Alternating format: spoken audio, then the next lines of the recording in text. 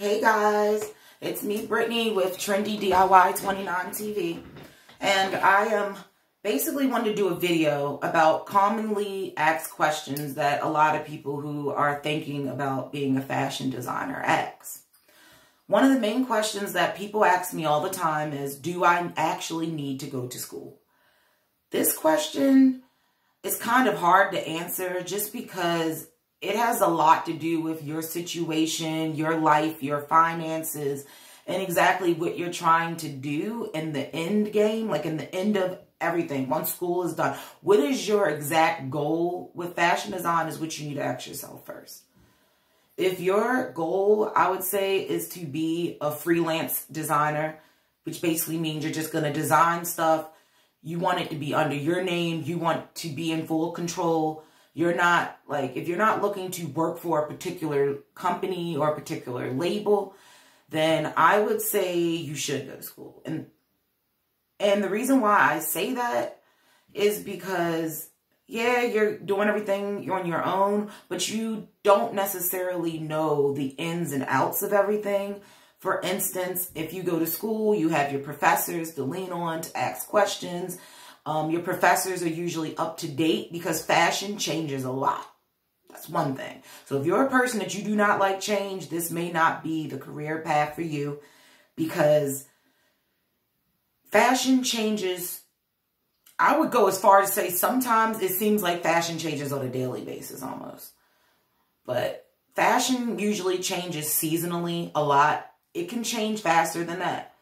But back to whether or not you should go to school, I would say go to school. That's just my overall go to school. Knowledge, you can never have too much knowledge. You can never learn too much. So I would definitely say to go to school.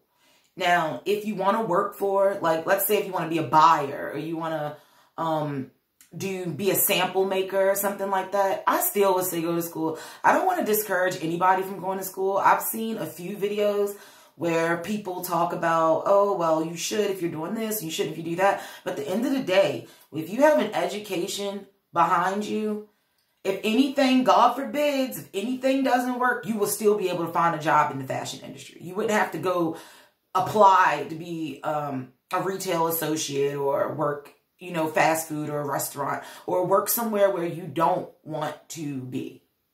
So if you want to guarantee a spot doing something fashion related, it may not be a designer. All of us are not going to, if every person turned into the next Balenciaga or the next Donna Karan or the next Coco Chanel, how fun would fashion really be? Let's just put it that way. Too many people, hands in the cookie jar is always usually instigates a problem. So I feel like that you will, when you start designing and you start like reading and being knowledgeable in the fashion field, I feel like you would definitely be able to answer that question for yourself. That is not a question, whether or not you should go to school is not a question that you should allow anybody to answer for you, because at the end of the day, you have to do the work. And regardless of people say, oh, I'm going to help you and I'm going to do this, at the end of the day, you only can rely on yourself. And the fashion industry is very cutthroat. So I would say that in the fashion industry, you want to try to learn how to do a little bit of everything. I'm not going to say go out and try to master everything because mastering something can take years. But you want to have a knowledge of, you know, the basics. So you want to have a little bit of knowledge in pattern cutting. You want a little bit of knowledge in draping. You want a little bit of knowledge in sewing. You want a little bit of knowledge in illustration. You want a little bit of knowledge in business. You want a little, like, I can go on and on because the fashion industry is one of those industries that get overlooked when it comes to people like, oh, I want to get a successful job. Most people do not tell their children, join the fashion industry. I think you really should. Because a lot of parents are scared about what it's going to take for their kid to get where they feel as though their kid could get to faster with just picking a basic degree. So what I have to say to that is, I'm sorry, okay, I get that some of you guys' parents are paying for your school, so you may not necessarily have a real say in what you do because they're paying for it. And they're probably like, well, I'm not paying for fashion. So you got to like pick something that they are willing to pay for. I get it. But the one thing I can say is that do not let anybody discourage you or change your mind. If you have a passion for fashion and that's all you can think about, every time you go to a place, you're analyzing the merchandise, you're analyzing people, you're analyzing, you know, anything that's created and fashion related. If you're one of those people that people always say, oh, you pay close attention to detail. Oh, you're so thoughtful.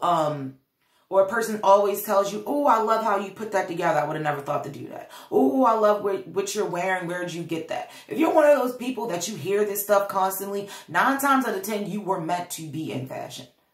Because fashion is something that I believe it comes natural. It's something that I believe that you're either born with or you're not. I don't believe that. I feel like, yeah, you can learn fashion, but you have to have an eye. You know, an eye for things, because fashion can technically be whatever. I know you guys have seen those trending videos, you know, with people taping that banana to the wall and it's going viral. That's artwork to some people. You know, I've seen people send their models down the runway in literally something that looked like just a bed sheet, but it was selling for thousands of dollars. Fashion is in the eye of the beholder. Fashion does not have to please everybody. I will say that again. Your fashion does not have to please everybody. Your fashion should please you. Because at the end of the day, you have to market it. You have to sell it. You have to brand it. You have to be confident in what you make. And if you don't like something that you make, or if you made it just because somebody said, oh, you should make this, that's what's trending, you're going to have a very hard time selling your designs or pitching your designs because you really don't believe in your designs. So I always tell people, when you start off in fashion, make stuff that you like. Don't say, oh, well, everybody and their mama is wearing this new t-shirt that just came out, so I'm going to figure out how to make it even though I really don't like it, but everybody else likes it. So I'm good. You're not going to enjoy that project. I can tell you that. You're not going to have fun making it. You're definitely not going to be, you're definitely not going to feel confident while you're making it. And then if you run into any plot problems while you're drafting it or you're sewing it or you're draping it, you're really not going to be too interested in trying to fix those problems. You're more likely to just scrap it and say whatever and move on. And what did you just do? You wasted time. You wasted fabric. You know, you don't need to waste time and you don't need to waste materials. So, well, I'm going to leave that at that. Another question that a lot of fashion design students or people who want to get into the fashion field asks about, should I do menswear? Should I do women's wear? Should I do children's wear? Should I do all types of wear? The main thing that I can say is pick one thing and focus. Do not be all over the place that you want to make everything. You will get there. Like, I've been sewing for, I'll say, probably about 8 years now. I began myself as being self-taught, but I'm in school for it now. I go to like a little small community college. I live in Maryland, so there's not really that many fashion schools. Like, yeah, you got Stevenson University, but I wasn't really feeling the going back and forth, you know. So that's the end of that story. But you need to really zone in on who your customer is. And when I say that, don't just start designing and making stuff without a customer in mind. That is going to be your downfall. Because everything that you make should be made for the same person. Unless you're going to do like a mini collection for this or that. But if you're just starting off, don't mess with mini collections for the man, and a little collection for a kid, and a little collection for a woman. You want to find a certain clientele or customer and stick to it. You want to design for them, because who usually rebuys from you are going to be, the people who usually buy from you are going to be the people who have bought from you before. Very rare that you're just going to get new people out the blue. Like, usually fashion brands, especially if you're coming up as a designer, you want to, for one, you want to make as many things as you can. Make as many things as you can that fit that woman. So what I mean by that, like me, for instance, I design for a woman who is very confident with her body. She loves to go out. She's the life of the party. You know, she loves to dress sexy, but she doesn't want to look vulgar. That's the type of woman that I design for. So everything that I make, I think to myself, would that same woman wear this? Would she wear these jeans? Would she actually wear this bag? Would she wear this necklace? You know, would she wear this fragrance if I'm making soaps or something? You want to have everything line up to one person because it will make marketing and designing a collection so much easier than if you're just making every single thing, like every little DIY project that you find on YouTube, you're just making it. It don't matter if it's for men, if it's for a baby, if it's for an animal, you're just making it. Don't do that because you're going to waste a lot of time that you could be using to make your stuff valuable to a particular customer. You will save a lot of time when you focus on a particular person or a particular category. For instance, if you say, oh, I just want to do athletic wear, focus on that. Don't try to do a wedding dress next week. Don't do that. Because you're going to be overwhelmed. And then next thing you know, you're going to lose your vision and you're going to be all over the place. And I used to struggle really, really hard with vision and losing my vision. So the main thing that you're going to want to do is you're going to want to find your customer. Make a list. My customer, like make up a story about your customer. This really helps. It's something that they made us do in design school. So they literally be like, okay, write a story of your customer. And that's what we have to do. And you have to write down, okay, my customer, for instance, she's a 30-year-old woman who works in the fashion industry and she's always on the go. She's always doing lots of meetings. She goes out for drinks all the time after work. She doesn't have time to really go home and change, so she needs something that can go from day to night.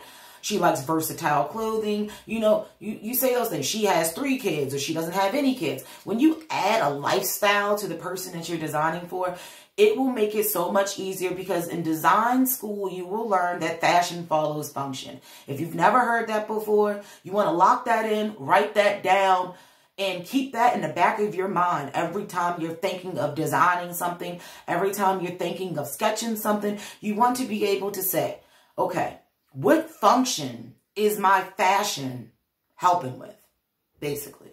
For instance, fashion follows function. Raincoats. It's a coat. But it's what? It's a waterproof coat. And what is its function? To keep you dry out of the rain. Same thing. Beach bag. If you're making a beach bag, like I have a video about making this beach bag. I didn't make the video showing the exact steps, but I break down the materials, everything that you need, and then I will post the actual video later on. However, making the beach bag, you know, one of 2 things. It's for the beach. It's to carry your stuff, and the beach is wet. So, what function do you think your beach bag would need to have? It would need to be what? Waterproof, right? It would have to be a large enough size to hold everything, like your sunscreen, your sunglasses, your cell phone, your snacks, you know, anything like that. So you might want to add pockets. That'll make it functional, you know. Oh, well, you might, I don't know, you might have a tent or something that has like a little hook or something on it that you can hang stuff on your side of your tent. You may not just want to throw your beach bag in there. So you might say, okay, I'm going to add like a little strap that people can actually hang the beach bag for when they're in the car driving to the beach. You could just hang there and be ready to go. That's a function that you could add. So these are little things that you got to think of when you're designing. Because if you can make a functional product that actually solves a problem, you will sell that. It will market. It will go viral. Just saying. It will. May not be immediately, but it will. You will have people that want it because it's making life easier. If you can make life easier for somebody, they're willing to spend the money for that. For instance, I used to love, like I still do, love like 18th century dresses, and I love how full and big and extravagant they are. But if I would ever make one of those, I probably would change it to be functional for today's society. And what do I mean by that? Well, a lot of 1800 garments, they button in the back because a lot of them had servants or dressers that would dress them. And so they didn't have to worry about, excuse me, they wouldn't have to worry about having 40 buttons on their back going all the way down because they had somebody that dressed them every day. But if I want to make this dress, and say I want to make a wedding dress that has an 18th century vibe, yeah, I can make it look like 18th century, but I got to think about the function. It's for a wedding dress. Most women don't wear it. Most women change their dress for the reception. So you want to be sure that it's easy for her to get that dress on and off. So why would I put the 40 buttons down her back? Why would I do that? It's going to make it more complicated for her. So what should I do? Instead, I should probably add a side zipper. Or I could add I could add those buttons, but I could button it in the front all the way up instead of buttoning it down the back. I'm sorry, guys. This is something that you could do in order to make that a functional garment for your customer. So enough about the fashion follows function. I think you guys get that. So I'm going to go into a little bit about fabrication and fabric selection. This is very important, so pay attention. If you haven't had a pen or a sheet of paper out, get one. Fabrication. Hold on, let me get a few examples for you guys.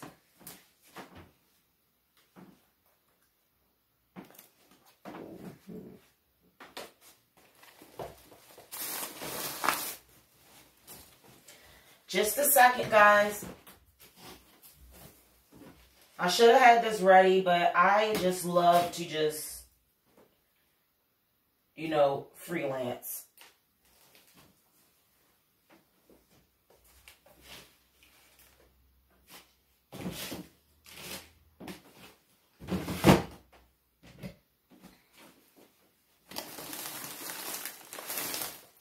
Okay, I'm back. And you know what's funny? I forgot that I just put all of my fabrics. I just put all of my fabrics underneath this table. It's like in a big box because I am literally running out of room. Like I have so much fabric and notions and buttons and books. Like it's taken over and I just got this fashion room and I feel like, okay, I'm about to say, babe, we're going to have to make this our bedroom and change our bedroom into the fashion room. Just saying. Okay. He's not going to buy that, by the way. He's not going to allow that to happen. Fabrication. There's many different types of fabrication. I'll start with one that you guys should be very familiar with. Can you guys see that? This is a velvet. Beautiful, right? It's a very thin velvet because if you see, you can kind of see my shadow through it. It's a thin velvet.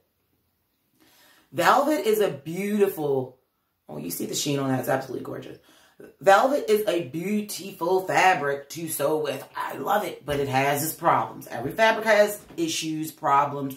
If you're just beginning, you want to use cotton. Use 100% cotton. Make your life simple. Learn how to sew first. Cotton is very forgiving. Cotton is, it doesn't stretch. It doesn't really need tender loving care like some fabrics. Some fabrics are very picky and they need to be treated like this, like high class fabrics basically, but I'll get into that later. But this velvet, typical, this is something that you can find at Joann's. It's relatively very inexpensive. This is like not their best because they do have velvet, and the way that you can tell how good a velvet is at fashion stores or at fabric stores, velvet that's the really good stuff, it would never be folded on a bolt. Once again, it would never be folded on a bolt. Let me show you what a bolt is.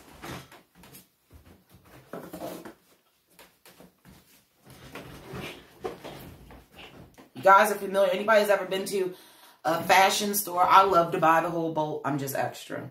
I feel like if I'm going to make something, I want to be prepared for somebody to say, make it for me. I want that same thing with the same color. A lot of people are not as fashionable as you would believe. A lot of people don't want as much control. Most people, if they see a dress and you made it in green, they want that same dress in that same color. They really don't want to say, okay, I want to change that in hot pink and act. But most people will take it how it was because they loved it when they saw it. So just FYI, if you're going to make something, you want to make sure that that you have extra to make it again. If you're going to be like advertising, oh, I made this dress. Make sure you have enough fabric to at least duplicate it one more time, at least. This is a bolt. This is not one that I got from Joann's. This is a bolt that I got from Walmart. So they look very similar though. As you can see, they tell you, keep these. If you get the bolt, it's very important. Keep these. Do not throw these away. And then write on them what they were. Like I did right here. I wrote, because they have the name, but sometimes the name, like this is called Paintbrush FLR, which is basically paintbrush flower, which is what I used back here on her cape. I use that. And it's cotton. It tells you the cotton. It tells you the thread count. It tells you the GSM. It tells you, this is all the stuff that if you would get a pattern maker to make it, this is what they would need to know. So that's important. And what you would do with this, as you can see, look how cheap this is. If you're a beginner, $4.84 a yard. So it's really cheap. And this actually was on sale, so I don't even think I paid that a yard. I think for this whole entire bolt, which was 5 yards on the bolt, I think I only paid like $20 for it or something like that. Cheap. But you want to keep the bolt. But like I was saying, good velvet, which this is a cheaper velvet. You will find this on a bolt at like Joann's or Walmart. But to know if you're getting, like, say if you're going to make something really high quality, I would say don't get the kindness on the bolt. Ask Joann, if you go into the store, say, where is your high quality velvet? High quality velvet will never be folded on a bolt. Velvet creases, it crinkles and all that stuff. It will be hung on hangers beautifully. And it will be hung somewhere like where you can still just, it'll be displayed. You can see it'll be folded like in a roll, almost like, not like how this is. And it'll be like hung like with clamps, like hanging on there. They're going to be, it's going to have its own little space. It's not going to be on a bolt like this. This, for instance, is crushed velvet. So you have different types of velvet. If you look at this, you see like that crinkly look to it. Let me see if you guys can see that better. That crinkly look to it. That is crushed velvet. Crushed velvet, you can find on a bolt because it's crushed velvet. It's like there's no direction. Velvet is directional, people. So if you want to make a dress out of velvet, make sure you're cutting all your patterns out in the right direction. That is very important.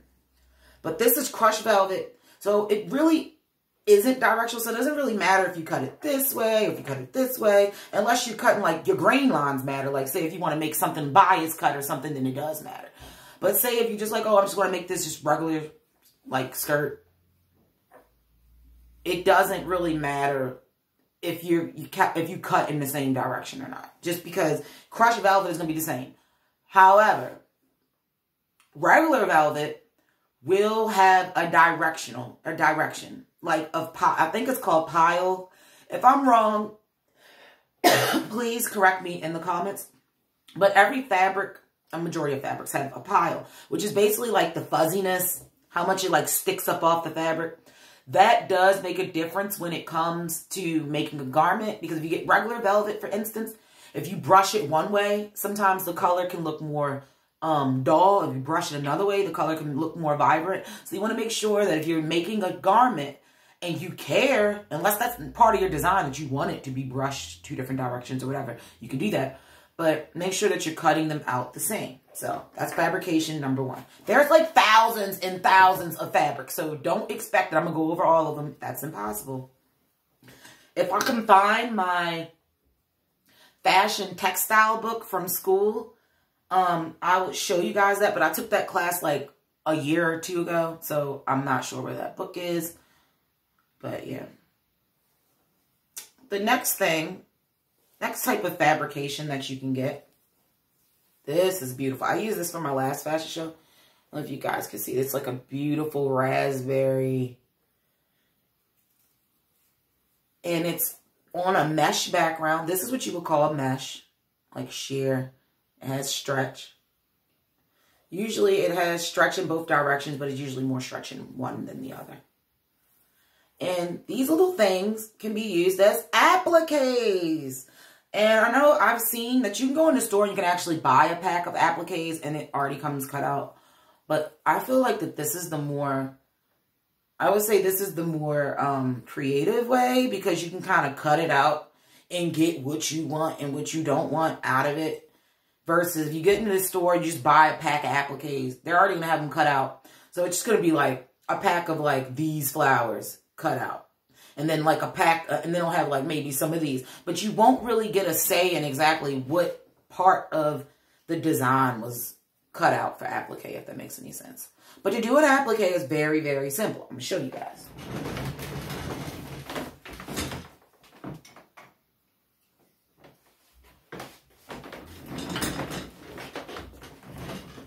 This is how simple. This is why I say make your own appliques, because say for instance, if you got like, what is this? Like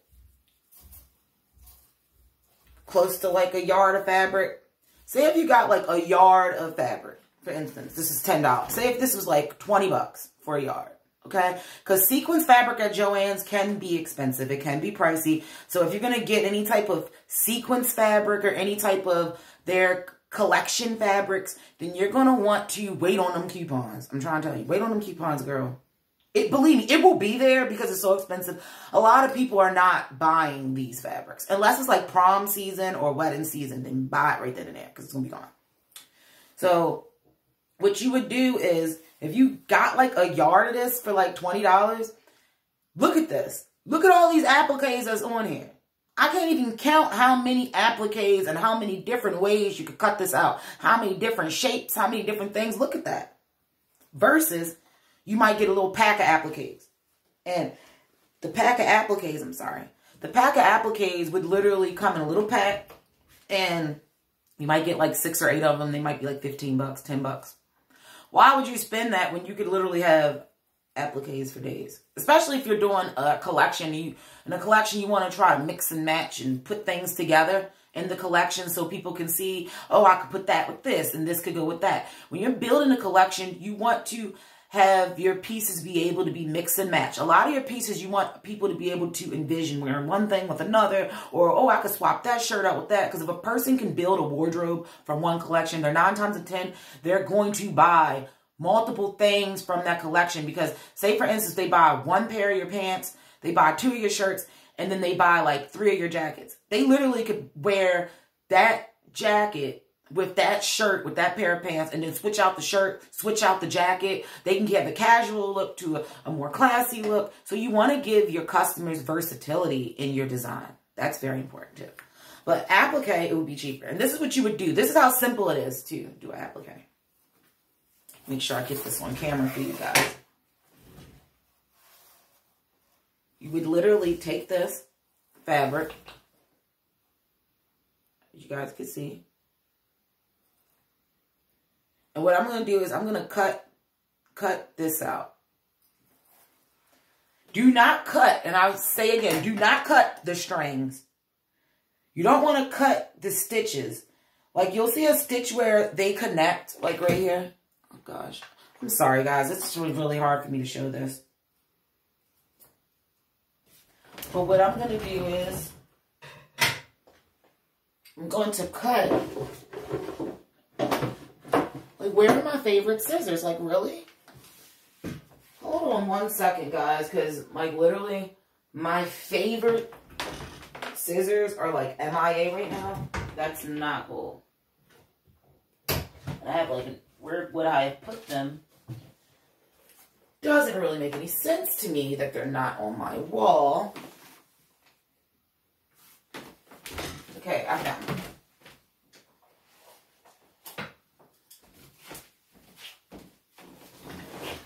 Anybody who needs scissor recommendations, anybody who's having problems with actually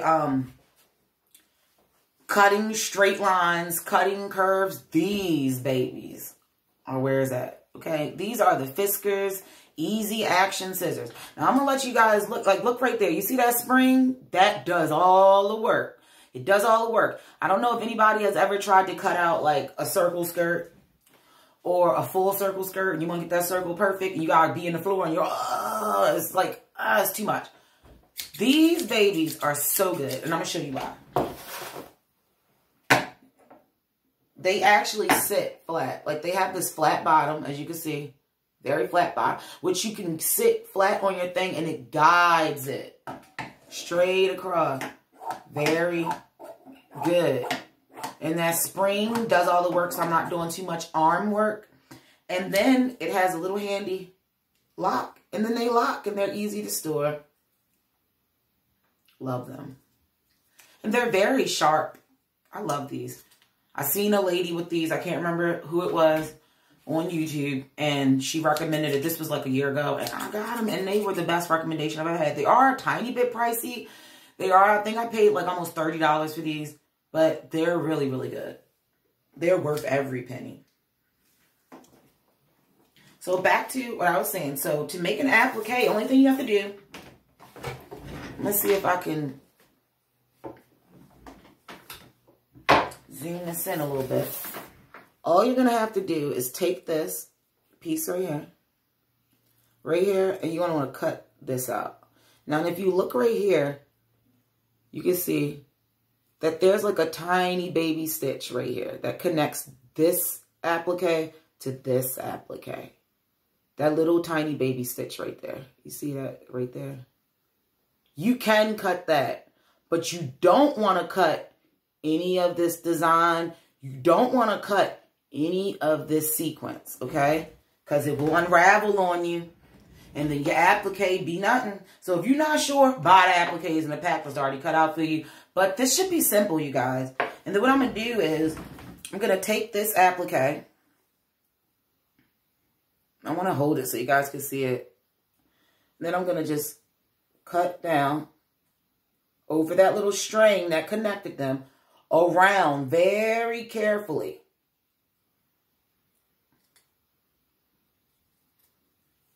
Very carefully. You see that? How I'm cutting it very carefully? See that, right? And then I'll zoom back in and I'm going to go back around the applique, around the applique, around the applique.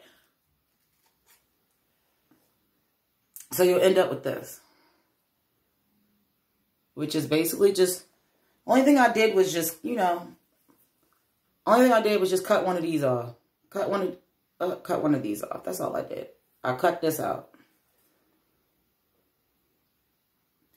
And what you do, you can or you can't. Like, depending on your garment, fashion is just so